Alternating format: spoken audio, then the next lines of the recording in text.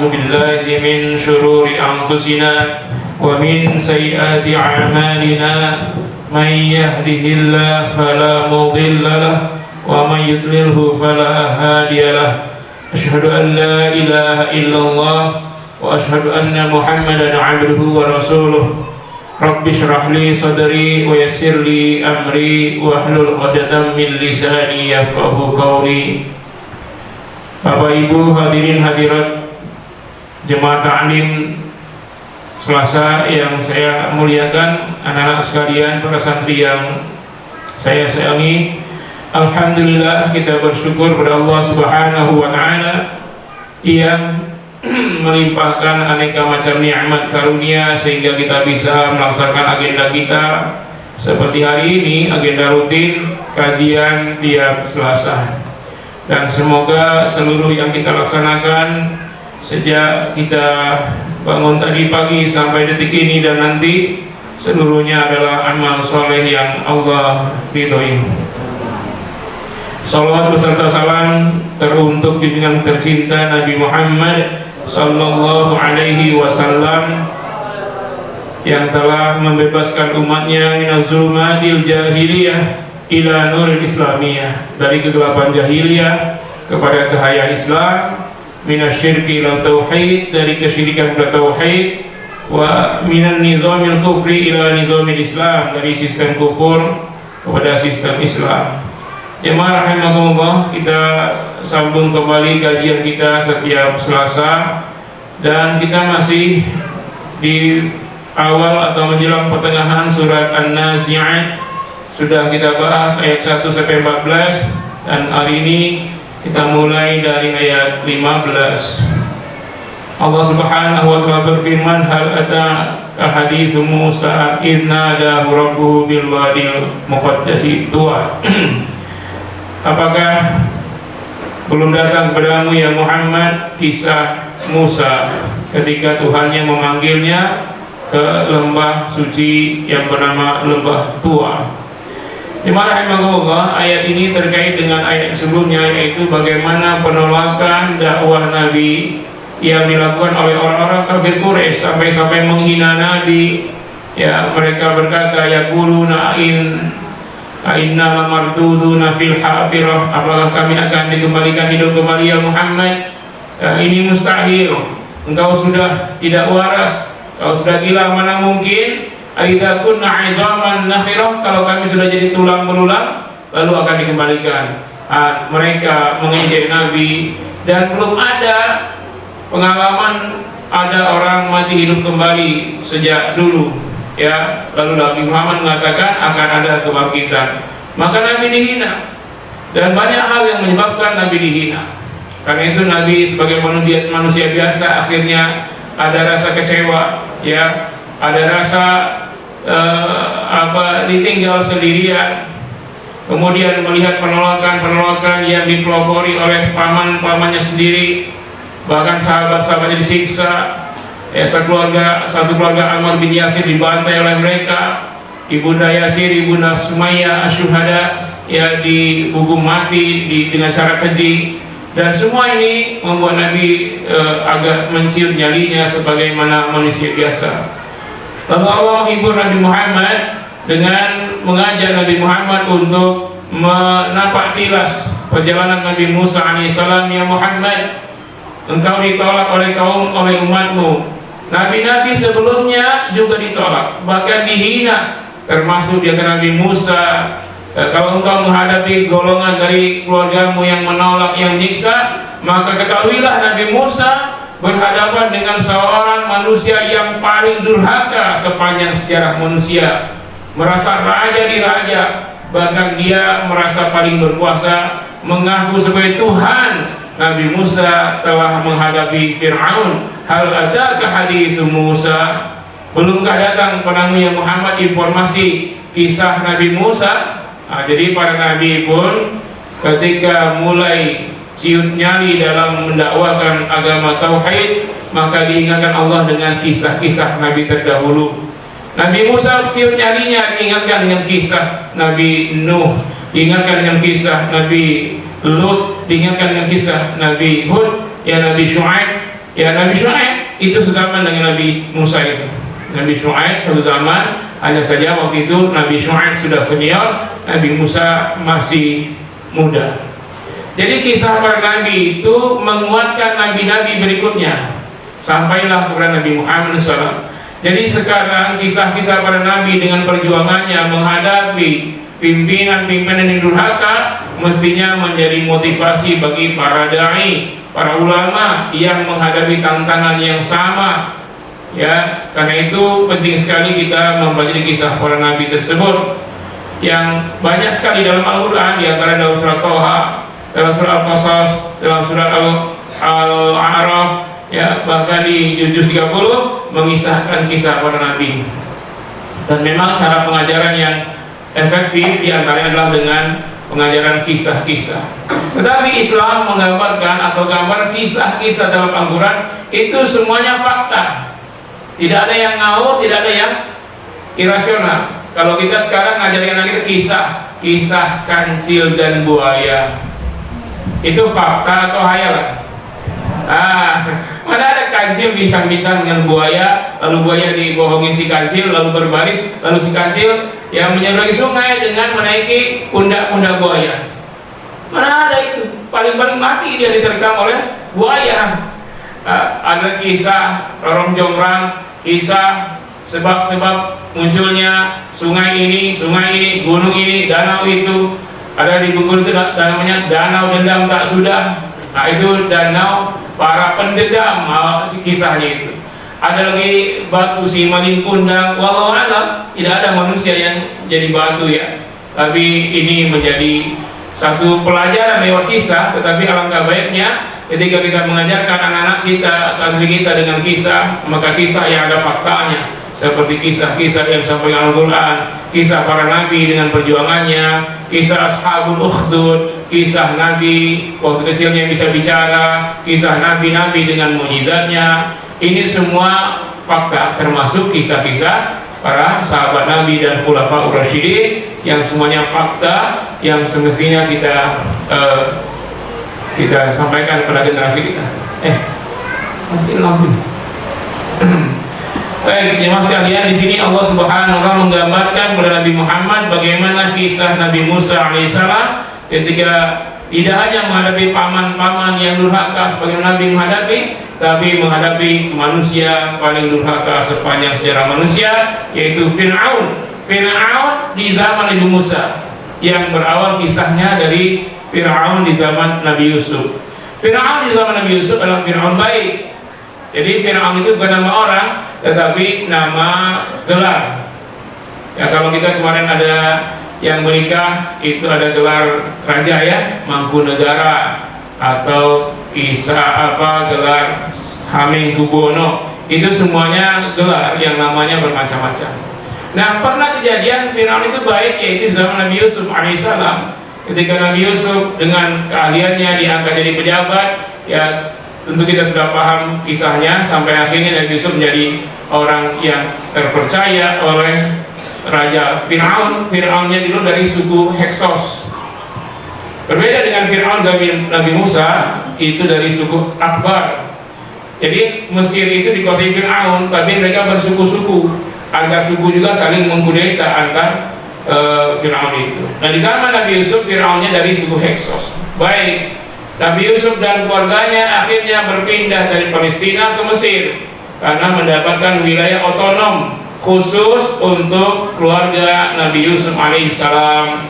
Kemudian disitulah mereka berkembang biak, lalu anak-anak dari Nabi Yakub berkembang biak, lalu anak-anak Nabi Yakub itu itulah yang disebut kaum Bani Israel. Mereka berkembanglah dengan damai di wilayah otonom yang diberikan oleh Fir'aun tersebut. Sampai kapan mereka itu damai dan tentram? Sampai wafatnya Nabi Yusuf alaihissalam. Nah, ketika Nabi Yusuf alaihissalam itu wafat, maka Bani Israel mulailah disiksa. Mulailah Fir'aun berganti, ya, dari suku Heksos ke suku Akbar. Akbar itu saling kudeta-mengkudeta, tetapi siapapun pemimpinnya dari Fir'aun itu tetap saja menyiksa Bani Israel. Nah, sampai sampai penyiksaan luar biasa yang dilakukan oleh Fir'aun terhadap kaum Bani Israel. Di antaranya mereka ya hobinya itu membantai Bani Israel dengan cara perlahan-lahan, mulai dimutilasi satu persatu anggota tubuh sambil mereka ketawa-ketawa, atau dengan menarik dengan tali-tali. Maka disebut Al-Quran bahwa Fir'aun dzil autad, dan Fir'aun yang memiliki tali-tali penyiksa. Jadi autad, asal kata dari watat itu maksudnya tali-tali penyiksa. Jadi diikat kedua tangan, diikat kedua kaki, ditarik dari 4 penjuru oleh para lelaki yang gagah perkasa, ya pasukan yang perkasa, sampai lepas kedua tangan dan kedua kaki. Dan tidak jarang pula yang ditarik oleh 4 ekor kuda dari 4 penjuru, diikat tangan kiri, tangan kanan, kaki kiri, kaki kanan, ditarik oleh kuda sampai lepas ke 4-4-nya. Ini bukan hanya memutilasi. Kalau mutilasi dia dipotong dengan pedang, mungkin potongannya juga rapi gitu ya, walaupun di penyiksaan juga. Tapi dengan cara ditarik, ya lepaslah sendi-sendi di bagian lengan, ya kanan kiri, kaki, bagian persediaan paha, itu dengan daging-daging yang menjuntai-juntai, dan orangnya belum mati. Cara penyiksaan itu dilakukan oleh Fir'aun terhadap kaum Bani Israel berulang-ulang. Nah, Fir'aun saking perkasanya, yang terakhir sebelum Nabi Musa lahir, umurnya panjang, ratusan tahun, kekuasaannya makin besar, lalu dia menyombongkan diri, mengaku sebagai Tuhannya bangsa Mesir. Jadi awalnya Fir'aun mengaku Tuhan karena dia merasa raja paling tinggi, nggak ada yang lain. Kalaupun ada raja yang mengaku Tuhan, kalaupun ada berhala yang disembah di Tuhan, maka Fir'aun mengatakan kalau semua Tuhan ada, saya yang paling tinggi. Maka Fir'aun mengatakan, ana rabbukumul a'la, saya Tuhan yang paling tinggi. Mulailah Fir'aun terlalu melampaui batas. Nah, sampai akhirnya tukang sihir atau dukun Fir'aun mendatangkan sebuah ramalan. Ya, apa kata dukun Fir'aun? Akan ada keturunan laki-laki Bani Israel yang akan menggulingkan kekuasaanmu nanti, mengkudetamu. Ini Fir'aun Tuhan yang bahlul, ya, jahlul. Tuhan percaya kepada dukun, jadi dia Tuhan yang syirik. Orang tidak boleh percaya dukun, dia percaya dukun. Nah, bahlul dan syirik. Dia percaya dengan ramalan tukang sihirnya. Dan memang dulu raja-raja itu didampingi oleh pendampingnya tukang sihir. Nah, kemudian Fir'aun mengeluarkan keputusan presiden, Kepres Fir'aun. Nah, ya Ibrahim kita itu Kepres, tapi Fir'aun ini ya Kepres Fir'aun. Apa? Setiap bayi Bani Israel yang lahir harus dibunuh mulai terhitung tanggal ditetapkan. Tapi yang sebelumnya enggak. Jadi kakaknya Nabi Musa, saudara seibunya, itu sudah lahir sebelum masa pembantaian, yaitu Nabi Harun. Nabi Harun sudah duluan. Nah, semua ibu-ibu yang hamil diawasi. Kalau ketahuan lahir laki-laki, langsung dibunuh. Dalam redaksi Al-Quran dengan 2 redaksi. Yang pertama, yaqtuluna abna'akum wa yastahyuna nisa'akum. Mereka memenggal, menyembelih anak laki-laki kamu dan membiarkan anak perempuan kamu. Dalam surah Al-Araf disebutkan yuqatiluna abna'akum wa yastahyuna nisa'akum. Apa bedanya yaqtulun dengan yuqatilun? Kalau yaqtulun menyembelih, memotong sekali. Yuqatilun memotong-motong. Nah, cara Fir'aun membunuh laki-laki dengan 2 cara. Diserahkan kepada tentaranya, prajuritnya, dan intel-intelnya. Ya, diintelin semua. Yang diintelin bukan ustaz. Kalau sekarang ustaz, yang diintelin ibu-ibu hamil, ya, bumil yang diintelin. Ada nggak yang hamil? Diintelin. Lahir laki-laki, dibunuh dengan 2 cara. Yang pertama dipenggal lehernya, yang kedua dipotong-potong sekujur tubuhnya. Ini lagi bentuk penyiksaan Fir'aun ya. Pertama dengan cara apa tadi? Kalau orang dewasa, diikat kedua tangan, diikat kedua kaki, ditarik oleh kuda dari 4 penjuru sampai lepas kedua tangan kakinya, baru dimatiin. Yang kedua untuk anak-anak, dengan cara dipenggal langsung atau dipotong-potong. Begitu kejamnya Fir'aun. Jadi memang orang yang musyrik itu kejam-kejam, dan perbuatannya tidak masuk akal. Fir'aun bukan hanya musyrik, dia ngaku Tuhan. Lihatlah caranya. Ya, dia tarik orang sampai lepas kedua tangan kakinya, atau dia penggal langsung mati, atau dia potong-potong kecil-kecil, ya diiris-iris tuh tubuh anak bayi. Dan memang sekarang orang-orang syirik kalau berpuasa menyiksa dengan cara yang sadis-sadis. Sekarang muslimah di India disiksa oleh Perdana Menteri India itu dengan cara yang sadis, dan yang menjadi korban juga banyak wanita dengan cara yang kejam begitu, ya.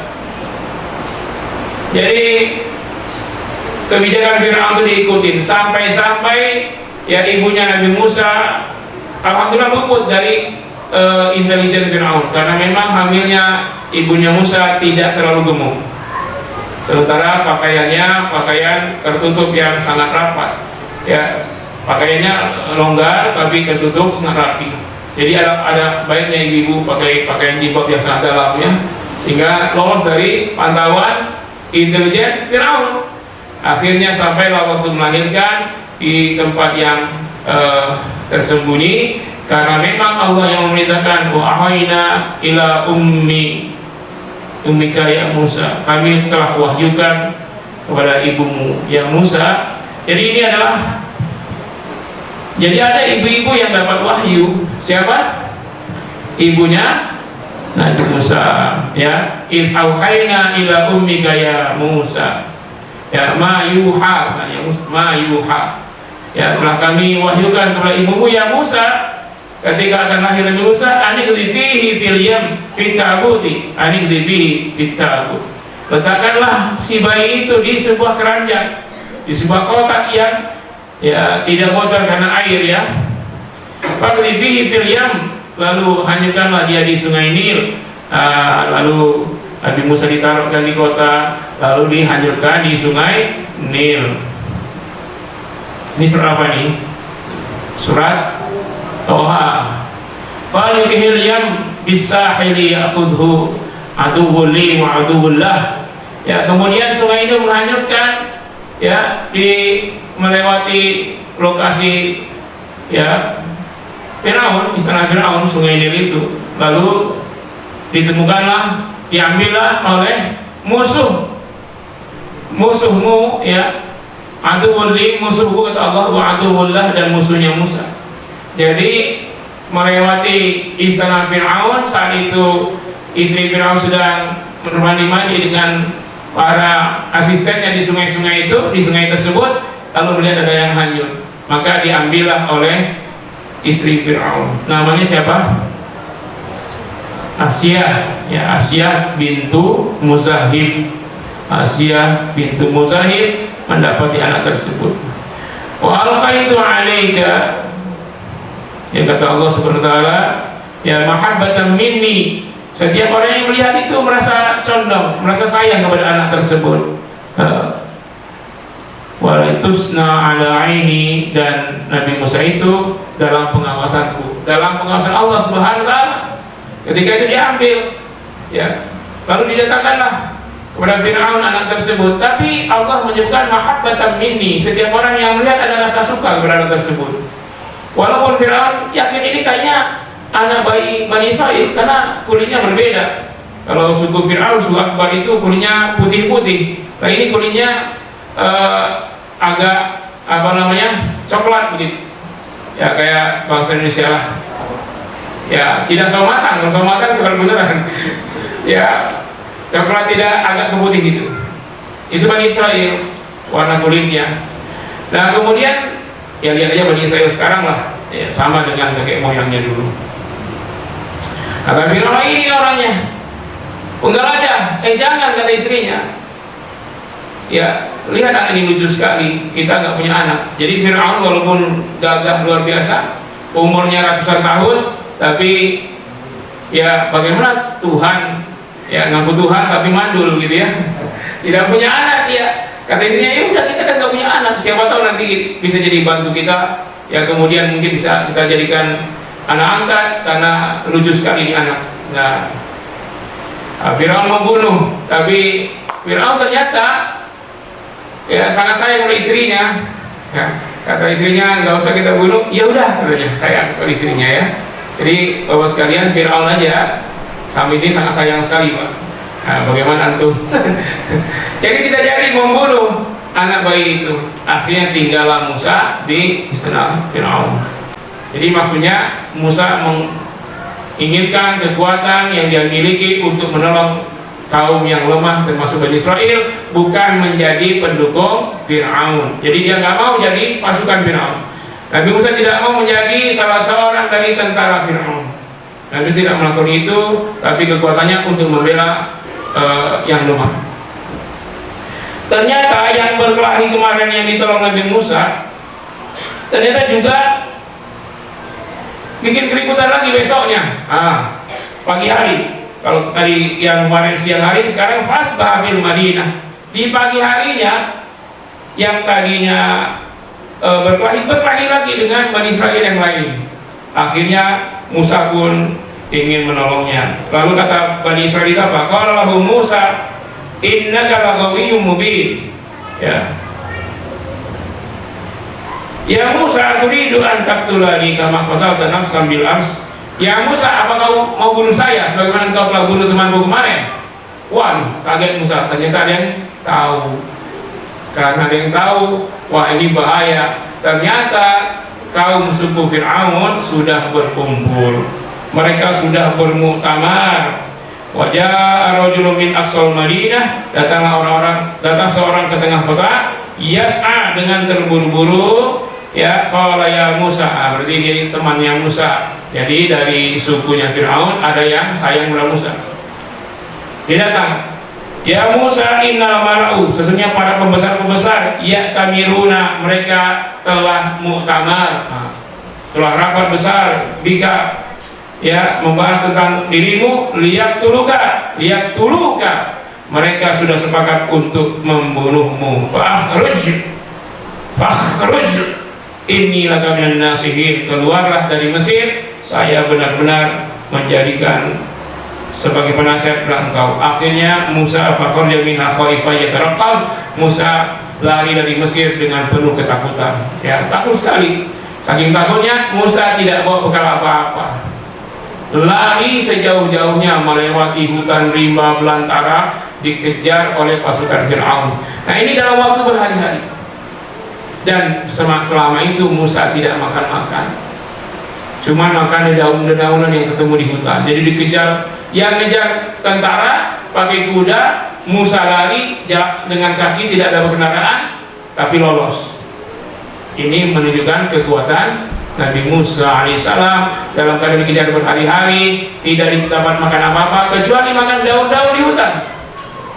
Musa sudah terbiasa makan banyak, tenaganya kuat, badannya tinggi besar, makan banyak, tapi dikejar dalam keadaan kelaparan, akhirnya makan daun-daunan yang sangat banyak. Dan disebutkan kalau Musa itu membuka perutnya, terlihatlah hijau dari luar, saking banyaknya makan daun. Dia butuh makan banyak, ya, tapi yang dimakan daun-daunan. Sampai berhari-hari lolos. Nah, ini ada bukti bahwa kalau makan yang hijau-hijau itu kuat, Pak. Kalau makannya, ya, makannya karbo terus, ya, nasi campur mie. Ini mahasiswa biasanya masak mie, ya, lalu 2 bungkus pakai nasi, makan nasi pakai mie 2 bungkus. Nah, tambah lauknya kentang, gula, karbo semua. Ternyata itu bikin lemas, ya. Itu bikin lemas, itu yang bikin penyakit gula. Nabi Musa tidak makan, tidak makan gandum, tidak makan nasi, dia makan daun-daunan saja yang ketemu di hutan. Enggak sempat pula direbus, Pak.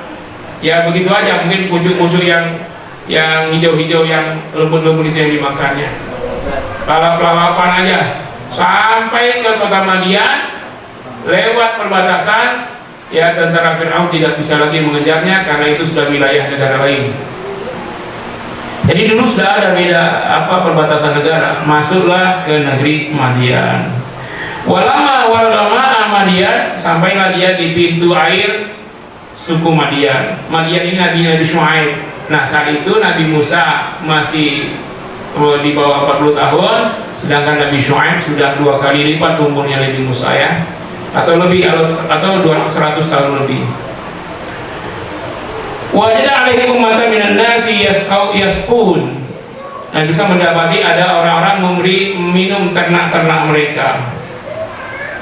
Wajada min dunihim imra'atain tasjudain, tetapi ada 2 orang perempuan yang menunggu sambil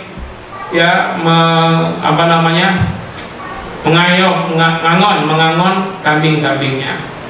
Melihat 2 wanita ini menunggu, ada banyak orang sedang memberikan minum air di sumur Madian itu, laki-laki semua. Mereka memberikan minum ternak-ternak mereka, tapi membiarkan 2 orang perempuan ini. Menunjukkan etika yang jelek dari kaum Madian. Ada 2 orang wanita, cuma 2 orang tidak didahulukan. Kebiasaan 2 orang ini adalah menunggu selesainya para peternak lain memberikan minumnya, para laki-laki itu. Nanti pintu sumur ditutup, nanti baru mereka memberikan minum kepada ternaknya dengan air sisa tumpahan-tumpahan. Melihat ini, kasihanlah Nabi Musa. Qala ma khatbukuma, apa kepentingan kalian berdua? Qala la nasqi hatta yusdiru ri'a, kami tidak bisa memberi minum ternak kami kecuali mereka peternak yang lain sudah pergi. Wa abuna syekhun kabir, ayah kami sudah sangat tua, tidak mampu memberikan minum, tidak mampu beternak lagi. Akhirnya Musa membantu, itu pintu sumur ditutup dengan pintu batu yang diangkat oleh 6 orang laki-laki yang terperkasa dengan 2 tangan. Lalu setelah ditutup, mereka pergi semua. Musa pun membuka pintu batu sumur itu dengan 1 tangan. Jadi pintu batu yang harus dibuka oleh 6 orang yang kuat dengan 2 tangan, dibuka oleh Musa dengan 1 tangan saja. Akhirnya dikasihlah minum ternak-ternak tersebut, lalu pulanglah kedua perempuan tadi. Wasaqalahuma summa tawalla, lalu Musa memberikan minum kepada ternak-ternak kedua perempuan tersebut, lalu mereka pulanglah. Lalu tawalla ila dhilli, Musa pun pergi di bawah naungan pohon sambil kelaparan, sudah berhari-hari tak makan rumput. Faqala, dalam keadaan kelaparan Musa berkata, Rabbi inni lima anzalta ilayya min khairin faqir, duhai Tuhanku, sesungguhnya aku terhadap yang Engkau akan turunkan terhadapku min khairin, kebaikan apapun, faqirun, aku sangat butuh. Nah, ini doa orang kelaparan. Udah 3 doa Nabi Musa ini ya. Doa pertama apa? Rabbi inni zalamtu nafsi faghfirli. Nah, catat ibu, apa doa Nabi Musa yang pertama? Rabbi inni zalamtu nafsi faghfirli. Ini doa ketika Nabi Musa mukul orang sampai mati. Duhai Tuhanku, sesungguhnya aku telah menzalimi diriku sendiri, faghfirli, ampunilah dosa-dosaku. Doa pertama apa? Rabbi inni zalamtu nafsi faghfirli. Doa kedua, Rabbi bima an'amta alayya falan akuna zahiran lil mujrimin. Tuhai Tuhanku, terhadap nikmat yang Kau berikan kepadaku, maka jangan pernah jadikan aku sebagai penolong bagi orang-orang yang durhaka. Kadang-kadang kelebihan kita, baik tenaga, harta, kecerdasan, digunakan orang-orang zalim untuk membantu mereka. Gak apa-apa, saya kan profesional sebagai pengacara. Walaupun yang dibunuh itu jenderal yang nembak ajudannya sendiri, dia jadi penasihat hukumnya. Ini doa Nabi Musa nggak mau jadi penolong lil mujrimin, bagi pelaku kriminal. Jadi kita nggak boleh menolong kriminal, orang-orang yang berbuat kriminal. Misalnya ada orang maling rambutan di depan orang, ya ini saya bantu nih digalahnya, nggak boleh. Atau membantu orang untuk membunuh yang lainnya, dikejar-kejar, ada orang cuman maling sendal aja dikejar-kejar mau dibakar massa, lalu dia sembunyi di dalam rumah kita, di bawah meja, ini orangnya nih, kita beritahu, itu tidak boleh. Kecuali ada orang yang dikejar-kejar, lari dia, yang ngejar polisi karena dia pengedar narkoba, itu wajib kita bantu polisinya. Tapi untuk kejahatan nggak boleh. Membantu lil mujrimin, jangan sampai potensi yang ada pada diriku, kata Nabi Musa, yang Kau berikan ya Allah, kekuatan ini zahiran lil mujrimin, penolong bagi kaum durhaka. Jadi Nabi Musa tidak mau jadi salah seorang panglima perang Fir'aun, tidak mau. Beliau ahli perang, beliau ahli senjata, ahli mimpin tentara, kekuatannya luar biasa, diminta jadi pasukan Fir'aun, beliau tidak bersedia karena tahu Fir'aun keputusannya selalu zalim, ya. Nabi Musa tidak bersedia. Ini doanya, ya Allah jangan sampai kelebihanku, kekuatanku dijadikan sebagai pembantu bagi pelaku-pelaku kriminal, bagi pemimpin-pemimpin yang menyiksa rakyat. Doa ketiga, ketika Nabi Musa dikejar-kejar tentara Fir'aun, kelaparan, kesusahan, akhirnya sampai di pintu air Madian, mendapati 2 orang perempuan yang meminumkan ternaknya, terhalang oleh banyaknya laki-laki lain yang memberikan minuman, maka beliau membantunya. Setelah itu beliau berenang di bawah pohon. Faqala, beliau berdoa, Rabbi inni lima anzalta ilayya min khairin faqir. Duhai Tuhanku, sesungguhnya ya aku sangat butuh dengan yang Engkau turunkan dari sebuah kebaikan. Faqirun, aku sangat butuh. Nah, apalagi juga nih, kalau santri-santri udah hafal semua nih ya. Di waktu lagi krisis corona, ya doa ini dibaca terus. Masih dibaca sekarang? Hah? Masih dibaca? Santri-santri masih baca nggak? Rabbi ini lima anzalta ilayya min khairin faqir. Ya, doa Nabi Musa. Duhai Tuhanku, ya sesungguhnya aku terhadap yang Kau turunkan dari kebaikan, faqirun, aku sangat butuh. Nah, ibu yang krisis, bapak sekalian yang di PHK, yang susah cari kerja, amalkan doa ini, ya. Di antaranya karena corona banyak perusahaan bangkrut, akhirnya terjadi perumahan besar-besaran. Ya, bukan rumahnya dibesarkan, dirumahkan, yaitu dipecat besar-besaran. Maka doanya banyak-banyak ini, sambil berpikir, sambil berusaha juga ya. Apa doanya? Rabbi inni lima anzalta ilayya min khairin faqirun. Coba, Rabbi inni, coba Pak. Itu lima anzalta ilayya min khairin faqirun. Surat Al-Qasas ayat 24, surat 28 ayat 24. Rabbi inni, apa coba? Rabbi inni lima anzalta ilayya min khairin faqirun. Rabbi inni lima anzalta ilayya min khairin faqir. Aku amat butuh darimu ya Allah, kebaikan apapun. Nggak disebut min khairin apa, tapi khairin itu kalau dalam persepsi manusia artinya materi, berupa harta, makanan, sehat. Ya, kesehatan itu khairin. Secara bahasa khair baik, tetapi khair di sini apa?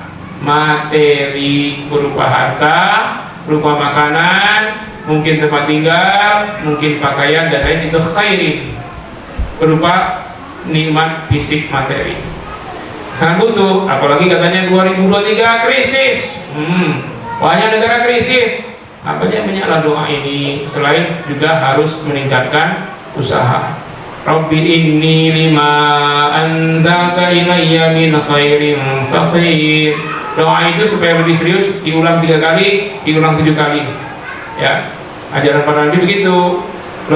Kalau merasa sangat penting, ulang 3 kali. Rabbi inni lima anzalta ilayya min khairin faqir. Rabbi inni lima anzalta ilayya min khairin faqir. Sampai 7 kali, sampai 17 kali. Ya, jadikan wirid juga sangat baik sekali. Dan alhamdulillah 2 tahun kita corona, santri-santri semuanya di isolasi, tidak ada yang keluar, yang dari luar nggak ada masuk. Tapi rezeki yang berdatangan, bukan hanya untuk para santri, bahkan berlebihan. Selain 3 kali makan enak, ditambah setiap hari bisa minum vitamin C1000, ya kan? Ditambah lagi 3 kali sehari bisa minum habatus sauda dan sari kurma. Dan alhamdulillah selama masa corona tidak ada satupun santri yang kena corona, kecuali sekalipun masing-masing dari rumahnya itu yang kena corona. Waktu dia di pondok setahun setengah, ya lebih setahun setengah, ada yang kena corona, dan hasilnya ada 70 santri yang selesai 30 juz. Karena memang pelajaran lain nggak ada, mereka menghafal saja, memungkin hafalan, akhirnya sampai 71 santri hanya waktu setahun lebih bisa hafizah 71 santri. Nah ini insya Allah karena doa-doa yang diajarkan ya, karena Allah SWT. Dan bukan hanya rezeki santri, rezeki ini yang kita sedang tempat ini 3 lantai dengan 1 basement ini ya, masjid sekaligus tempat belajar sekaligus asrama santriwati di atas, basement tempat parkir sekaligus di bawah Baby Mart. Itu hanya dalam durasi setahun selesai. Setahun. Kita mulai Januari 19 Januari 2020,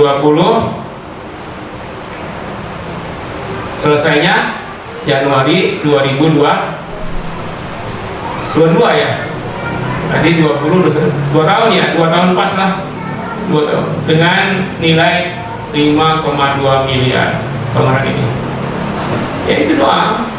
Padahal kita tidak keluar. Biasanya saya keluar kalau saya pengajian, sampaikan proposal, disebarkan brosur-brosur, dijalankan kota amal. Nah itu biasanya. Tapi selama 2 tahun, setahun setengah corona tidak. Tapi doa terus para santri, doa, kita doa terus. Ya alhamdulillah, malah di masa corona sehat-sehat, tambah gemuk-gemuk. Makanya orang tuanya lihat anaknya sebelum masuk kecil-kecil, pas pulang kampung gede-gede, tinggi-tinggi besar badannya. Itu diantaranya. Tapi yang gede-gede jadi langsing. Karena tiap hari jam 9 sampai jam 11 olahraga, senam, main pingpong, olahraga senam tiap hari itu selama durasi corona. Doa ya, jangan lupa doa, karena silahul mu'minin, doa itu senjata orang yang beriman. Kita mau mengandalkan apa kalau bukan Allah SWT? Dengan doa itu kita meyakini Allah sebagai waliyuna, penolong kita dari segala fitnah ya. Malah sekarang kita bangun setelah corona agak rumit kita untuk durasi 1,3 miliar. Sekarang ibu-ibu lihat aja belum selesai. Sudah setahun lebih, hampir setahun ya. Sementara yang saat corona 5,2, sisanya itulah yang kita bangun sekarang 3 lantai. Jadi luar biasa. Jangan lupa doa. Nabi Musa saja bukan main dekat dengan Allah, dan salah seorang nabi dari tidak banyak nabi yang bisa langsung bicara dengan Allah. Nabi yang bicara langsung dengan Allah kan cuma Nabi Musa dan Nabi Muhammad. Nabi Muhammad langsung bicara dengan Allah ketika Isra Mi'raj di langit. Nabi Musa malah bicara dengan Allah langsung di Bukit Tur Sina itu beberapa kali bahkan. Bukan main dekatnya kepada Allah, tapi beliau selalu berdoa. Bagaimana kita yang mungkin kita bicara dengan malaikat yang nggak bisa, ya tahu-tahu nggak berdoa kepada Allah. Berdoalah, ya doa itulah senjata kita. Jangan lepas dari doa. Tapi sebelum doa banyaklah zikir, wirid, puji-puji Allah, banyak-banyak baca kalimat thayyibah, subhanallah bihamdi, subhanallahul azim, subhanakallahumma bihamdika allahumma ighfirli, subuhun qudusun rabbul malaikati war ruh, subhanadzil mulki wal malakut wa izzati wal jabarut wal kibriyai wal azama. Ya, subhanallahil azim, subhanallah bihamdi, Allahu akbar, alhamdulillah, la ilaha illallah, inni kuntu minaz zalimin. Ya, seterusnya banyak-banyak itu. Lalu mintalah apa yang kita minta. Rabbi inni lima anzalta ilayya min khairin faqir. Setelah selesai begitu doa, balik lagi salah seorang anak perempuan dari dua saudara tadi ya. Faja'athu ihdahuma tamsi 'ala istihya. Datanglah salah seorang dari kedua anak perempuan itu dalam keadaan malu-malu. Ya, memang kita malu-malu. Ya, enggak ceplos-ceplos, apalagi berhadapan dengan laki-laki, dia malu. Kenapa? Dia disuruh ayahnya untuk mengundang Nabi Musa untuk makan-makan. Nah, kan langsung terkabul loh ayahnya. Baru bantu perempuan 2 orang untuk minumkan ternaknya, lalu dia kecapean, sudah kelaparan, nggak makan-makan berhari-hari, berteduh di bawah pohon, doa, Rabbi inni lima anzalta ilayya min khairin faqir. Ya Allah, aku lapar sekali, udah berhari-hari nggak makan, udah berminggu-minggu itu nggak makan-makan. Langsung datang salah seorang, katanya apa? Qala inna abi yad'uka, ayahku mengundang anda liyajziyaka ajra ma saqaita lana, untuk memberi upah karena engkau telah memberi minum ternak-ternak kami. Nah kemudian bagaimana caranya waktu itu? Ini perempuan datang anastihya dengan penuh rasa malu. Itu kenapa? karena iman, malu sebagai dari iman. Nabi Musa juga karena iman. Nah akhirnya Nabi Musa alaihissalam tidak berbarengan berjalan ke arah rumah Nabi Syuaib, ya, ayahnya perempuan ini. Tidak pula di belakangnya. Nabi Musa mengatur, saya di depan, kamu di belakang. Pungut lebih dahulu, banyak kerikil-kerikil. Nanti saya lewat, saya jalan. Kalau belok kanan, lemparkan kerikil ke sebelah kanan. Kalau belok kiri, lempar kerikil sebelah kiri. Jadi bukan dengan suara. Karena wanita itu semuanya menarik, sampai-sampai suaranya pun menarik. Belok kanan, nah, terdengar indahnya, sahdunya. Belok kiri, Nabi Musa tidak mau. Kalau belok kanan, lempar kerikil kanan. Belok kiri, lempar ke kiri. Kalau jalan terus, lempar ke depan. Bukan. Kalau jalan terus, ya jangan lempar. Kalau lempar kena kepala lagi, ya. Dengan cara itulah, ya. Akhirnya sampailah ke rumah ini. Lalu Musa menceritakan kisahnya kepada Nabi Syuaib. Wa qassa alaihil qasas qala la takhaf, jangan lagi kamu jangan takut, ya, najauta minal qaumil zalimin, engkau telah sukses, telah jauh dari orang-orang zalim, ya Musa, tenanglah di sini, tinggallah di sini. Qala ihdahuma ya abati istajirhu, wahai ayahanda, jadikanlah dia pekerja untuk ternak-ternak ini. Lihat kan, ya, ini usul dari salah seorang anak perempuan. Di dalam tafsir disebutkan bahwa yang usul ini yang ngajak dia ngundang makan tadi, bukan yang satu lagi. Inna khairal man ista'jarta inna khairal man ista'jartal qawiyyul amin. Sesungguhnya yang paling layak engkau jadikan karyawan orang yang kuat dan orang yang amin, sangat jujur, yang amanah. Dari mana anak Nabi Harun, Nabi Ismail tahu bahwa Musa itu kuat dan amanah? Taunya kuat dari memberi minum ternak-ternak mereka. Diangkatlah pintu batu itu dengan tangan satu, kuat itu, ya. Dan kuatnya juga berhari-hari tidak makan, masih kuat, masih bertahan walaupun makan rumput-rumput saja. Al-amanah, dari mana taunya alamin? Karena ketika diajak, bahkan perempuan ini luar biasa, kecantikan yang belum ada duanya. Nabi Musa tidak tergoda, amanah, ya. Dan cara ngatur jalan juga amanah, nggak usah bersuara, kamu di belakang, saya di depan, ya. Pokoknya kalau ke kiri, lempar kiri, belok kanan, lempar kanan. Itu kalau nggak melempar-lempar gimana, ya? Ya, artinya masih ada orangnya apa enggak? Sementara Nabi Musa tidak lihat-lihat ke belakang. Nabi Musa tidak menghayal-hayal siapa itu orang, pokoknya jalan saja untuk memenuhi undangan. Nah, kerjalah Nabi Musa sebagai sekaligus bosnya, sekaligus ternak itu, sekaligus karyawan. Engkau dengan salah seorang dari putriku. Kalau kita masih siapa? Aku nikahkan putriku dulu apa engkau dulu?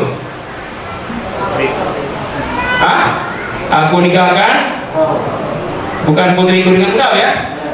Aku nikahkan engkau dengan putriku. Betul, ini yang betul. Jangan dibalik. Aku nikahkan putriku dengan engkau. Kalau Nabi Syuaib berkata, unkihaka ihda banatai hatain. Aku nikahkan engkau dengan salah seorang putriku ini. Itu yang benar, ya. Jadi kalau kita jadi wali ngomong sama calon mantu laki-laki, apa kata kita, Pak?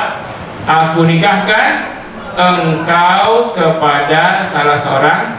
Nah, kalau ini kan enggak, namanya saja. Aku nikahkan engkau dengan putriku bernama apa namanya? Misalnya Puan Maha Suci. Kepada engkau. Bukan pada engkau, bukan. Aku nikahkan engkau kepada putriku, enggak usah pada engkau lagi, sudah. Ya. Nah, makanya sebagai saksi harus hati-hati dengarnya, benarnya ini, jangan main sah gitu aja. Kalau Anda sebagai yang hadir semuanya saksi tapi tidak resmi. Kalau dua orang saksi resmi harus perhatian betul. Aku nikahkan putriku dengan kau. Oh maaf, ulangi lagi Pak. Aku nikahkan putriku dengan kau. Maaf Pak, ulangi lagi. Baru beritahu yang benar Pak. Aku nikahkan engkau. Sebut dulu namanya. Hai Elvan. Aku nikahkan engkau dengan putriku bernama Siti Hawa. Jadi begitu ya, binti apa dengan mas kawin, dibayar tunai, barulah dijawab aku terima nikah dan kawinnya dengan mahar tersebut dibayar tunai, atau disebutkan apa tersebut itu, atau tidak boleh juga. Baru saksi mendengar sah sah, baru doa tuh Pak KUA nya doa. Hati-hati tuh yang saksi itu ya, jangan sampai terbalik tuh. Aku nikahkan putriku, salah tuh. Aku nikahkan engkau. Jadi dia sebut dulu calon mantunya. Ya, namanya siapa misalnya? Abdul Razik. Ya Abdul Razik, aku nikahkan engkau. Bukan aku nikahkan putriku, bukan. Aku nikahkan engkau dengan putriku, bukan aku nikahkan putriku dengan engkau. Ini ijab kabulnya Nabi Syuaib ya, katanya apa? Ya, haka. Oh, bukan. Ya kan kalau bahasa Arabnya haka.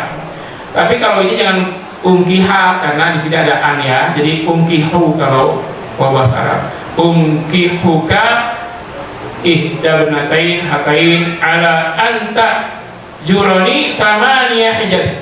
Dengan mas kawin kerja kepadaku 8 tahun.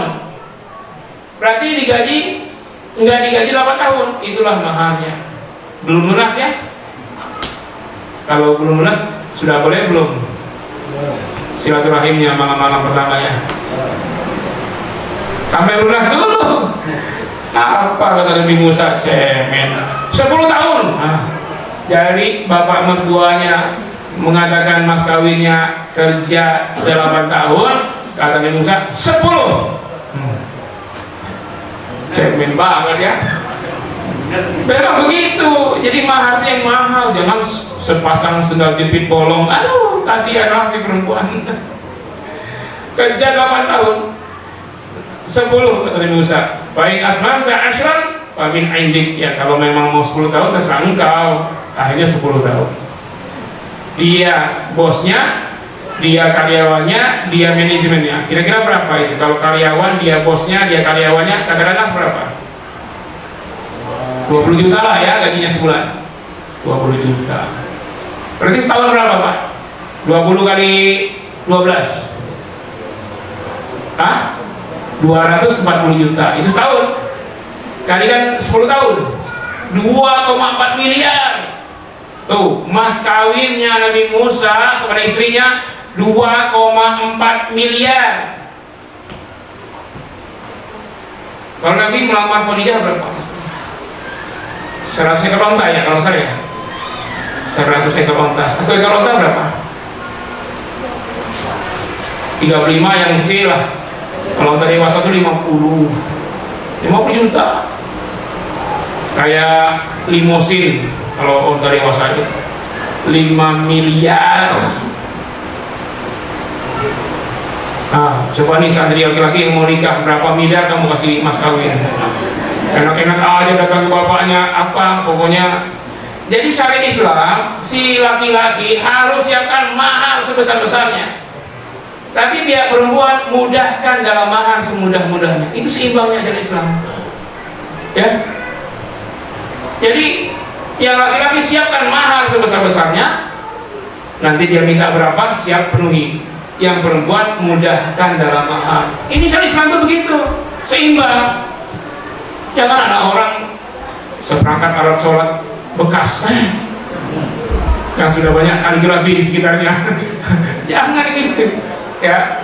10 tahun 10 tahun Nabi Musa kerja dengan Nabi Syuaib untuk membayar mahar pernikahan dengan anak Nabi Syuaib. Wah, habis waktu ya.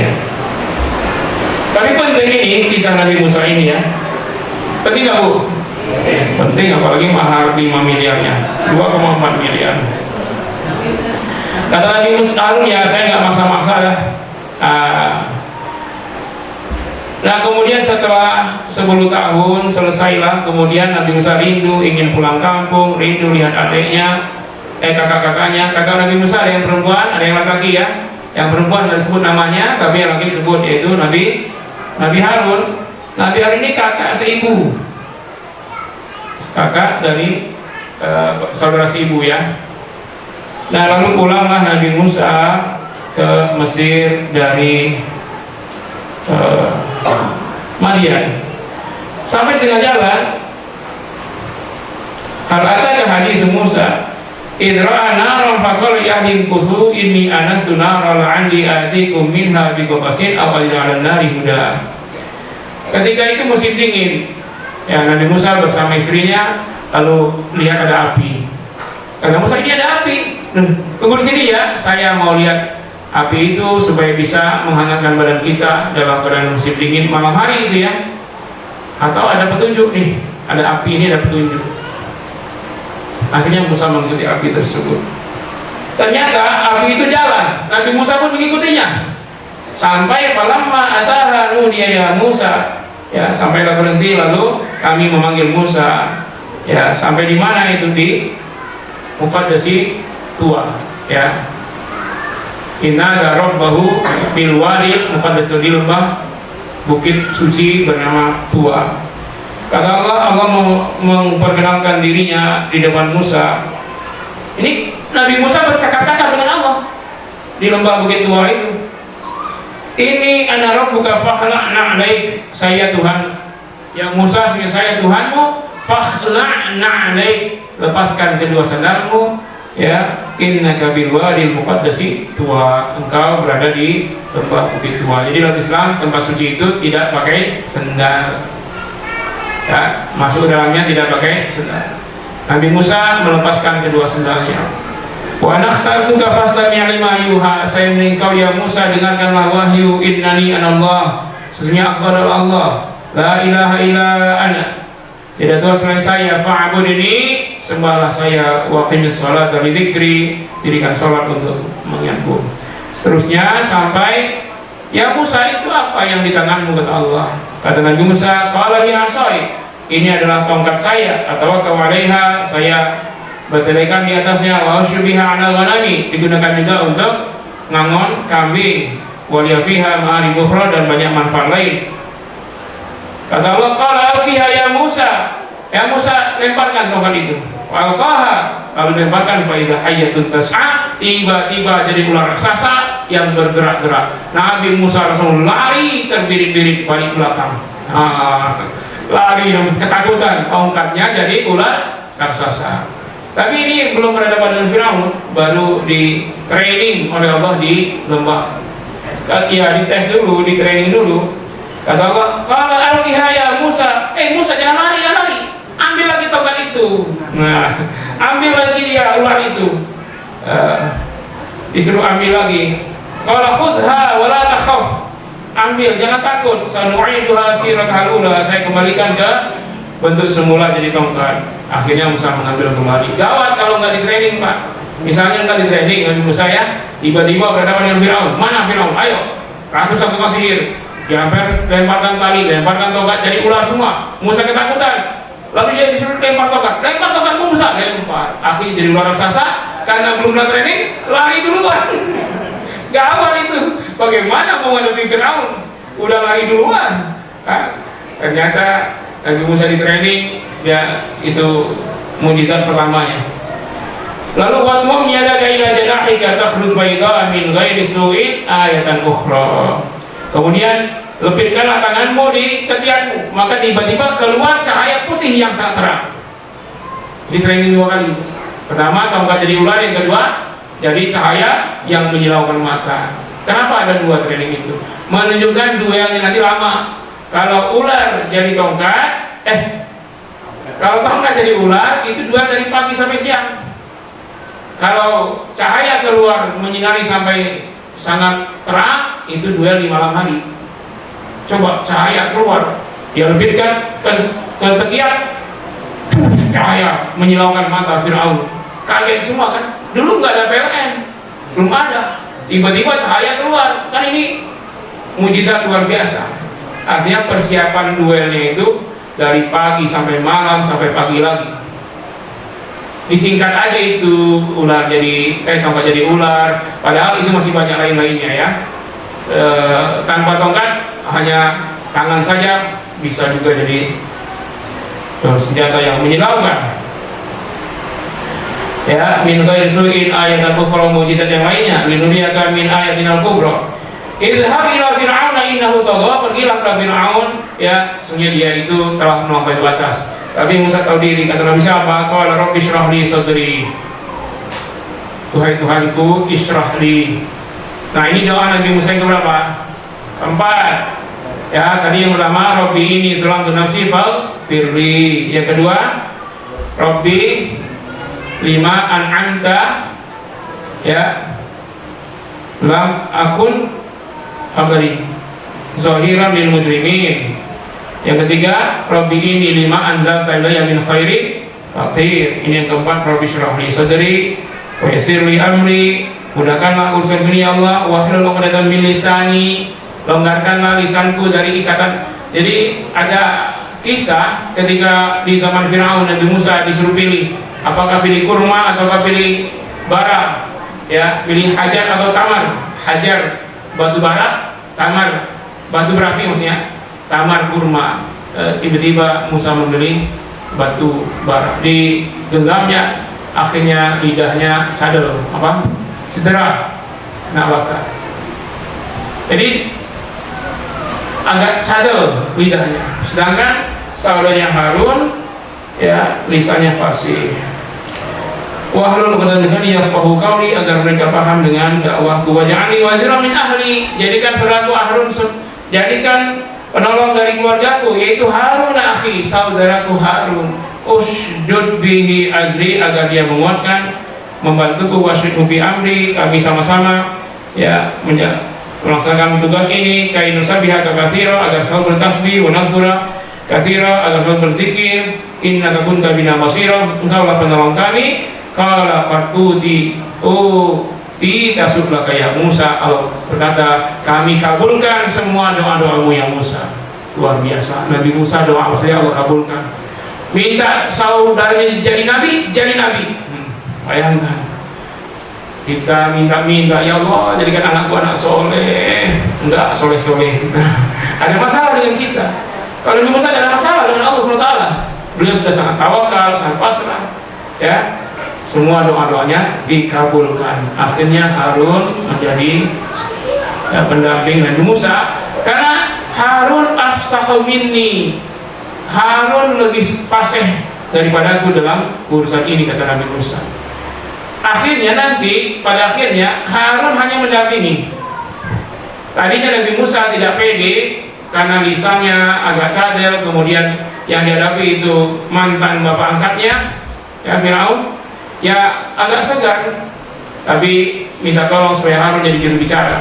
Tapi akhirnya ketika berhadapan langsung dengan Firaun, setelah ditraining oleh Allah di lembah Bukit Tua, mulai pede. Langsung Nabi Musa yang menghadapi Firaun. Jadi Harun hanya mendampingi.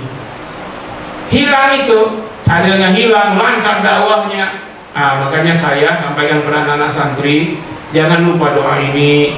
Kalau tampil apapun, mau tampil jadi imam, mau tampil jadi khotib, mau berceramah, mau ini apa namanya tadi, marawis. Kalau saya 7 kali doa ini sebelum khutbah itu. Protokol sudah ngumumin, Jumat ini yang mendapat kemuliaan jadi imam dan khotib adalah, lagi ngomong begitu saya doa, Rabbi shrah li sadri wa yassir li amri wahlul 'uqdatam min lisani yafqahu qawli. Rabbi shrah li sadri wa yassir li amri wahlul 'uqdatam min lisani yafqahu qawli. 7 kali lah minimal. Nanti saya naik, assalamualaikum warahmatullahi wabarakatuh. Azan muazin, saya ikuti azan, saya baca doa. Setelah azan saya tambah satu lagi, Rabbi shrah li sadri wa yassir li amri wahlul 'uqdatam min lisani yafqahu qawli. Baru saya berdiri, alhamdulillahilladzi amarona. Biasanya lancar itu sampai selesai, gak lancar. Pas ngimamin lancar juga. Kadang-kadang kita khutbahnya lancar, ngimaminya salah-salah. Kadang-kadang khutbahnya salah-salah, ngimaminya lancar. Nah, bagaimana kedua-duanya bisa lancar? Saya udah bertahun-tahun khutbah doa itu terus. Saya bilang sama santri, jangan sok pede. Nanti pasti kita orang ceramah, tahu-tahu langsung sok pede, enggak doa. Ya, tiap mau tampil. Ini nanti mau tampil nih tanggal 23 santri ini, ada yang undang di acara pernikahan. Saya ajarin tuh, pokoknya jangan sok pede, gantungkan semua kepada Allah, berdoalah sebelumnya, lalu maksimallah tampil. Nah, Bapak Ibu boleh nanti undang anak ini mau tampil akad nikah, acara nikahan, acara akikah. Insya Allah yang dinyanyikan itu salawat, memuji Allah, Asmaul Husna, nggak ada yang lain. Kalau yang marawis itu kan banyak nyanyi nggak usah, salawat aja. Ya, kadang-kadang lagu Arab tentunya nggak tahu, kalau tahu lagu porno banyak itu ditampilkan di masjid. Lapasnya apa coba? Lapasnya Allah. Nah, saya lapas alunnya aja ya, yang lainnya nggak usah. Allah Allah Allah ya Allah. Nah, itu lagi itu kan? Itu lagu porno itu. Allah itu bukan menyebut Allah, memuji seksinya si perempuan. Nah itu, aduhai gitu maksudnya. Itu lagu-lagu itu kadang nggak tahu artinya, dinyanyikan marawis. Makanya setiap grup marawis harus ada penasehat yang tahu makna setiap kalimat dari salawat atau nyanyian tersebut. Nah, akhirnya selesai di training di Bukit Iznada Rabbahu bil wadil muqaddas tua. Barulah Nabi Musa dan Harun berdua menemui Fir'aun dengan dakwah lebih dahulu, dakwah yang lemah lembut sebelum duel terjadi. Nggak langsung duel, nggak langsung, dakwah yang lemah lembut dulu.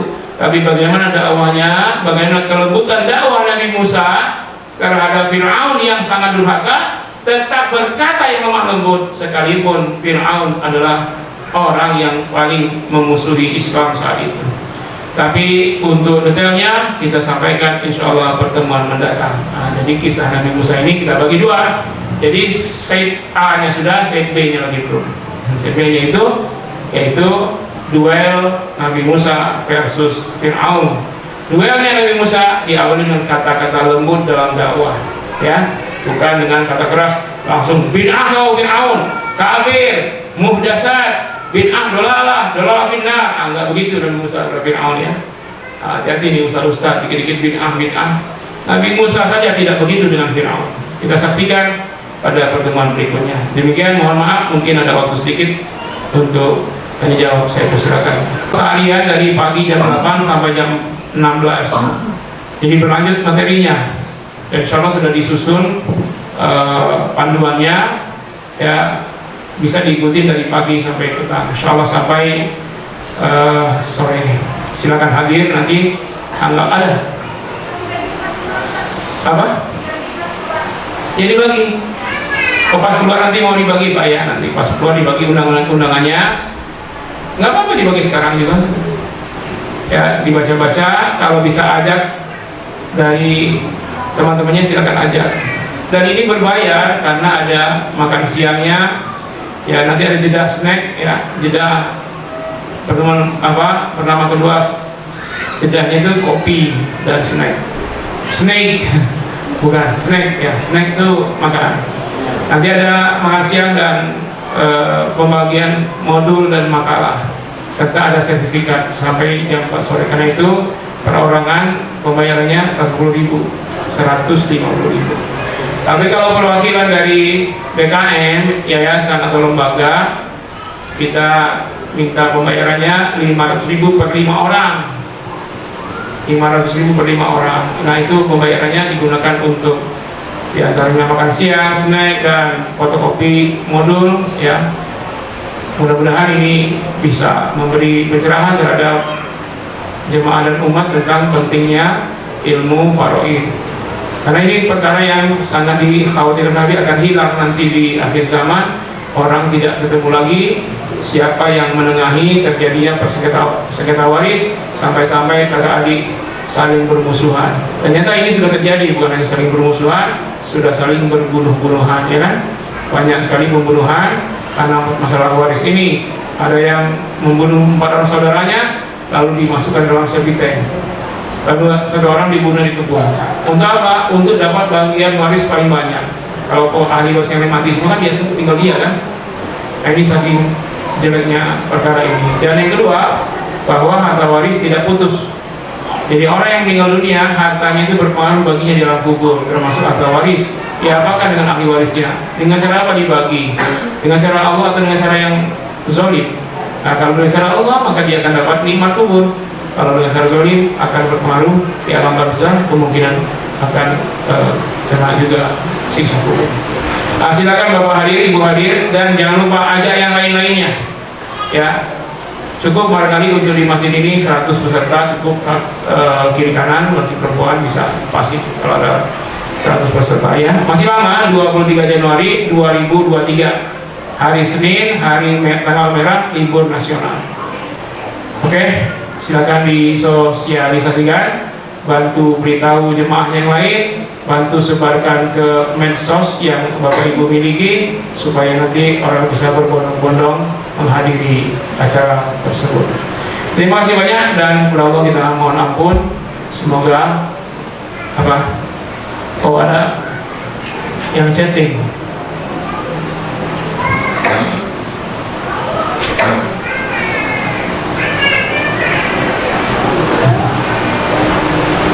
Assalamualaikum, mau tanya agar kita tetap sabar menghadapi perlakuan yang diskriminatif kejam oleh oknum seperti KM 50, dan apa upaya kita agar umat Islam tidak selalu tertindas,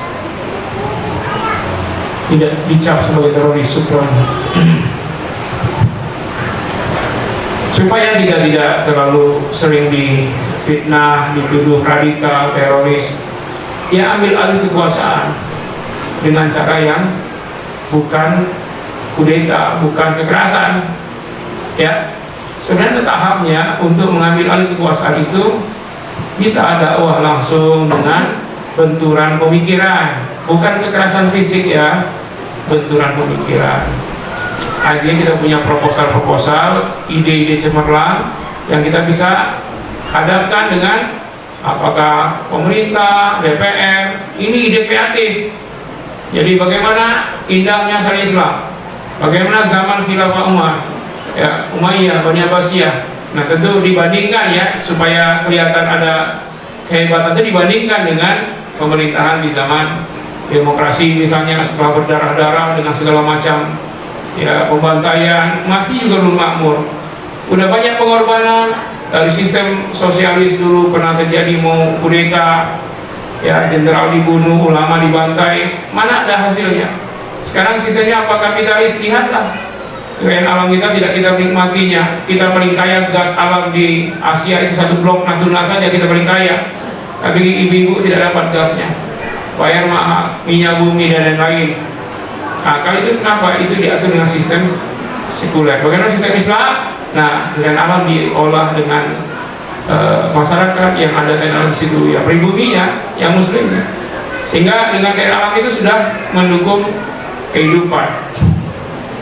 Itu yang pertama. Yang kedua, dengan lagi-lagi ekonomi, mengambil alih ekonomi. Jadi ini perlu kesadaran yang masif ya. Kalau belum ya nggak bisa. Kenapa kita ingin tertindas? Karena ekonomi dikuasai oligarki, bukan umat Islam. Padahal yang menyebabkan mereka berkuasa umat Islam dengan ekonominya itu. Coba siapa yang paling banyak belanja di warung kafir? Misalnya ada Alfa April, Indo April, apa lagi itu? Hadir Alfa apa gitu kan? Alfa Widi. Kemana siapa yang belanja? Coba cek KTP-nya. Siapa yang paling banyak masuk mall? Siapa? Lihat KTP-nya. Nah kan ngalir semua ke sana. Kemana uang orang muslim? Coba dari yang paling rendah sampai yang paling tinggi kekayaannya, kemana uang yang simpan? Bank syariah apa konvensional? Dan itu jumlah yang sangat radikal. Kadang miliaran, kadang triliunan simpan di situ semua. Padahal bank syariah udah banyak banget. Ya taruh di bank konvensional, di bank ABC, di bank tidak mandiri, ya kan? Ya simpan di sana. Bahkan saya ada orang yang ngaku butuh sekali pengobatan segala macam, makan aja susah. Baiklah saya bantu, alat kadarnya yang saya bisa, saya bilang bulanan, tolong kirim nomor rekening. Tahu-tahu nomornya ABC, Pak. Bank ABC. Orang paling miskin butuh apa-apa, Bank ABC, bayangkan. Saya pikir banknya bank muamalat, apa bank syariah gitu ya. Tahu Bank ABC yang paling miskin sekali itu. Rumah nggak ada, kontrakan nggak bayar-bayar, anak sakit, makan susah. Bagaimana umat Islam ini? Aneh banget. Dan yang paling kayanya Bank ABC juga. Saya pikir bank syariah, atau bank muamalat, atau bank apa ya? Bagaimana kita mau menerapkan pertanyaan tadi itu? Ekonomi dikuasai. Nah, karena itulah semua yang kita lakukan dihisap, sebesar zarah pun dihisap. Kemana ibu belanjakan untuk beli beras? Cuma sekedar satu gelas air mineral, di mana belinya? Itu dihisap di warung kafir atau warung muslim? Produk muslim atau produk kafir? Ini kita anggap ini kan mubah, ini kan muamalah. Mubah itu bukan tidak berdosa, mubah itu bisa berpahala, bisa berdosa. Kuasai ekonomi, kita bisa terapkan syariat Islam. Bagaimana kita mau dakwah? Syariat Islam kita akan berjuang sampai demo berkeringat-keringat. Kalau pas pulang kata isinya, Mas beras habis. Nah, gimana coba? Soal Allahu Akbar, takbir, perjuangan syariah, perjuangan ini. Pas pulang ke rumah, Bang, susu dedek nggak ada lagi. Nah, ya baru berkeringat, bukan berkeringat cari nafkah, berkeringat dari demo, dari kantong tipis. Waduh, gimana mau beli susu, kontrakan aja 4 bulan belum bayar. Ah, gimana coba?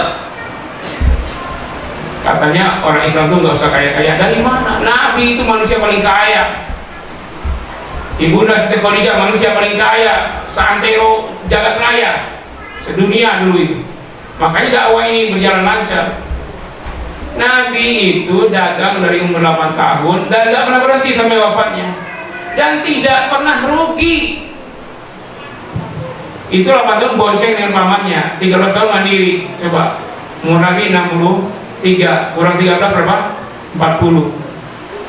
Coba bayangkan kalau ada yang dagang 40 tahun tidak pernah rugi, kira-kira kekayaannya setinggi apa? Jadi Nabi itu bukan miskin, Nabi kaya raya tapi hidup sederhana. Kekayaannya untuk dakwah. Siti Khadijah itu seluruh pedagang seantero, bukan antar RT, antar negara, internasional. Berapa negara itu? Dari Syam sampai ke Yaman, pedagang-pedagang dunia, termasuk Yahudi. Itu dagang, ambil barang dagangan ke Khadijah. Utsman bin Affan, Abdurrahman bin Auf, kaya raya. Buka Al-Baqarah. Siapa yang bertakwa? Wa ulaika humul muflihun, orang yang muflihun, orang yang menang, sukses. Termasuk ketika dikaitkan dengan munafik, perumpamaan orang munafik itu orang yang tidak beruntung perniagaannya. Kama rabihat tijaratuhum, ya kan? Allahu yastahzi'u bihim wa yamudduhum fi tughyanihim ya'mahun. Ulaika alladziina ishtaraw dhalalata bil huda fama rabihat tijaratuhum wa kanu muhtadin. Orang munafik dagangnya enggak beruntung. Berarti orang beriman dagangnya beruntung. Tapi faktanya pedagang mana yang paling ramai? Yahudi. Kenapa? Umat Islam yang memperkaya mereka. Ya. Saya ini udah kampanye itu. Kalau ada bicara bisnis, ya belanjalah di warung tetanggamu yang muslim. Dulu viral tuh Saddam Somad sama begitu. Ya, sekarang tetangga muslim yang dagang sudah banyak bangkrut. Kenapa? Karena itu retail non muslim itu masuk ke gang-gang, ke perumahan-perumahan. Akhirnya semua pedagang muslim mati. Kenapa? Karena retail itu masuk ke gang-gang? Bukan. Problem dia masuk ke gang-gang urusan dia. Masalahnya umat Islam belanja ke situ. Coba umat Islam belanja ke warung muslim, walaupun itu masuk ke gang-gang, nggak ada yang beli, tutup sendirinya kan? Tapi kenapa eksis mereka? Karena ibu-ibu pada senang belanja di ruang ber-AC, pelayannya cantik-cantik.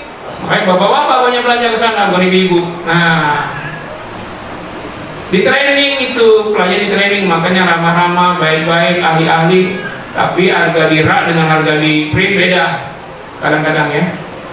Bukannya kadang sering, cuman yang lain nggak teliti. Yang teliti lihat beda mulu ini. Di situ 11.000, di sini 110 katanya kan. Ada yang sampai lebih berapa. Dan nggak pernah nawar lagi. Coba kalau belanja ke warung muslim, nawar ya nggak? Bahkan selisihnya 500 rupiah, mahal banget. Di sana aja cuma sekian. Berapa minyak goreng? 14,5. Mahal banget di sana. 14.000. Di mana? Di sana di Alba Januari. Ya Anda di sana bayar parkir 2.000, beli 14, jadi 16 kan? Dan jadi sini parkir nggak bayar, 14,5. Yang lebih murah juga, walaupun 14,5 dengan 14.000, parkirnya berapa? Kadang-kadang parkir di tempat yang mewah nggak 2.000, 5.000, 10.000 kan? Coba kalau parkir di depan warung Pak Haji gratis, dimintain parkir marah-marah. Nah ini kan kondisi kita. Jadi kalau ekonomi itu diserahkan harga pasar, seluruh pedagang muslim keok. Jadi yang dibutuhkan bukan persaingan harga, tapi keberpihakan. Makanya bukti kita berpihak, kita berlangganan ke warung muslim. Bila perlu kita data kebutuhan kita sebulan apa, belilah semua di warung muslim. Dari beras berapa kilo sebulan, minyak berapa, ya. Nah dengan cara itu maka bisnis Islam akan maju, insya Allah. Kalau begitu umat Islam tidak akan krisis, dakwah akan mudah dan lancar, sehingga ketika usulnya tadi ini gampang, karena kita sudah memegang ekonomi, kita akan pegang perusahaan ini, tidak akan selalu dicap teroris, ya. Kenapa orang-orang sekarang membunuh seperti kilometer 50? Karena dia berbuat bukan karena akidah, dia berbuat karena siapa yang bayar. Karena yang bayar orang-orang yang tidak berakhlak, maka para aparatnya yang oknum-oknum yang melanggar juga berpihak kepada yang melanggar. Coba yang kayaknya bukan pedagang-pedagang kafir yang santun-santun, maka aparat juga santun-santun. Kan dia dibayar kan? Nah, makanya umat Islam tidak akan ditiru teroris. Coba aja lihat negara kecil Qatar sekarang, negara kecil tapi kaya, dia kuasa ekonomi. Betapa banyak supporter bola yang masuk Islam, udah ribuan. Takjub, keluar stadion habis nonton negaranya main bola, di sepanjang pintu stadion, sepanjang jalan masyarakatnya sudah siapin nasi kebuli, nasi biryani, kurma, minuman segala macam, es, segala macam permen, segala macam makanan, gratis, free semua bagi penonton-penonton dari Inggris, dari Argentina, dari Brazil. Akhirnya mereka nggak mau pulang lagi ke negara mereka. Ya. Bahkan ada penonton yang nggak nyangka-nyangka negaranya akan maju sampai delapan besar atau sampai seperempat final. Dia sudah kehabisan bekal karena dia punya dana hotel dan dana makan untuk babak penyisian doang. Lalu negaranya masuk ke 16 besar, masuk ke itu yang nggak bisa bayar hotel lagi, itu diajak oleh orang-orang Qatar ke rumahnya selama negaranya masih tanding. Selama itu dia jamin makannya, tidurnya, segala macam, untuk sampai selesai negaranya pulang baru dia pulang. Itu setiap warga negara Qatar itu. Kenapa? Kaya raya. Salut, akhirnya pada masuk Islam semua. Tiap hari kerjaan penonton itu kan nggak tiap hari nonton. Kalau hari ini main di negaranya, main lagi itu 4 hari lagi. Nah selama dari sekarang ke 4 hari kan ada 3 hari. Kerjanya ngapain? Ke masjid. Jadi penonton negara itu pada ke masjid semua. Pertama heran, salut, dengar suara azan saat itu sangat senandung. Lalu mulai tanya-tanya, masuk Islam, ikut sholat. Masuk Islam, berapa banyak sekarang yang masuk Islam? Wasilah negara kecil Qatar, tapi kaya raya. Apalagi negara sebesar Indonesia, kalau muslimnya kaya raya. Dan tidak bisa didikte, negara kecil nggak bisa didikte oleh FIFA. Kata FIFA, ayo kampanyekan LGBT, one love, ya kan? Nggak mau, kata-kata negara kami melarang, saudara kami melarang. Dan nego-nego, benturan-benturan, kata FIFA kalau begitu nggak akan sukses. Biarin, yang penting jangan melanggar syariat. Tahu tuh FIFA kalah, ngalah dan kalah. Akhirnya tidak boleh iklan LGBT selama Piala Dunia. Sponsor resmi terbesar bir. Kami tidak mau ada alkohol di negara kami, di stadion-stadion kami. Ribut dengan bir. Akhirnya bir minta ganti rugi, asalkan jangan jadi sponsor. Sehingga sekarang tidak ada perkelahian supporter, nggak ada yang mampu. Ya damai. Akhirnya bir kalah. Kenapa kalah dengan negara kecil? PBB bisa kalah dengan negara kecil? Kenapa? Ekonominya kuat, nggak berkutik PBB, kalah. Bir, perusahaan terbesar, supporter utamanya Piala Dunia, kalah dengan negara kecil ini. Karena ekonominya kuat. Coba kalau Islam Indonesia ini ada 800.000 masjid. Kalau semua masjid itu ada emak, semua jemaahnya belanja di situ, nggak ada yang ke tempat tadi, maka ekonomi umat Islam yang pegang. Kami lagi-lagi umat Islam aja yang memperkaya bisnis Yahudi, bisnis Cina, bisnis mall, ya. Kalau udah masuk mall tuh bangga banget. Dari mana? Dari mall. Kalau udah masuk retail non muslim banyak AC-nya itu, wah senang banget. Semua uang dibelanjakan, semua dibelanjakan. Untuk sebulan semua belanja di situ. Enggak ada yang tawar. Jadi keranjang itu bukan hanya keranjang yang dipegang, tapi yang didorong itu penuh semua. Hitung nih. Enggak ada satupun yang ditawar. Bayar semua. Enggak lihat lagi struknya itu ya, langsung bayar. Bagaimana umat Islam mau jadi tuan rumah di negeri yang mayoritas Islam kalau umat Islamnya ke sini? Saya sampai mengiklankan Bekiman ini ke jemaah sampai jemaah ibu-ibu di mana-mana. Sudah 2 tahun, cuman 2 jemaah yang siap sedia kebutuhan bulannya dipenuhi oleh kita. Jadi setahun 1 berarti ya, cuma 2 orang. Termasuk wali murid, termasuk guru-guru sendiri. Masya Allah, guru kita ada TK, ada NI, ada pesantren, MTS Alia, ada TPQ, ada semua, ada guru semua tuh. Bahkan ada security-nya, ada semua lah. Ya, itu juga nggak tahu ada berapa yang siap kebutuhan bulannya ya dipenuhi oleh Bekiman. Nah, kita bilang kalau harga masalah tadi yang disebutkan kita sesuaikan harganya. Kalau masalahnya apa kita siapkan. Adapun kekurangan ya wajar lah kalau kita pelayani kurang ramah sebagaimana di mat-mat itu. Karena kita nggak di training, yang kita terima yang tidak lulus SD. Karena miskin-miskin, perlu diberitahu tiap hari, perlu dikasih motivasi, ya. Beda dengan yang lain itu terima jadi. Orang tamat SMA, yang pemikirannya bagus, ijazahnya ditahan. Bagaimana dia mau melanggar? Ijazah ditahan. Nah kita apa yang mau ditahan? Ijazah SD. Nah itu, jadi kita memberdayakan yang duafa untuk jadi karyawan. Kalau yang detail-detail itu yang sudah jadi semua, yang senyumnya simpul, yang wajahnya bening-bening, ya makanya banyak pembelinya bapak-bapak. Jadi ya ibu sekalian, ya mari kita dukung. Makanya saya sering katakan, satu jemaah bikin data, list, suami saya tukang bengkel, siapa yang punya motor, punya mobil, bengkelin ke situ. Saya bisnis nasi padang, siapa yang mau acara, beli di situlah pengadaan makanannya. Ada acara apa? Kawinan, minta dari warteg yang teman kita. Acara apa saja, misalnya Jumatan ada makan-makan, ke situlah belinya.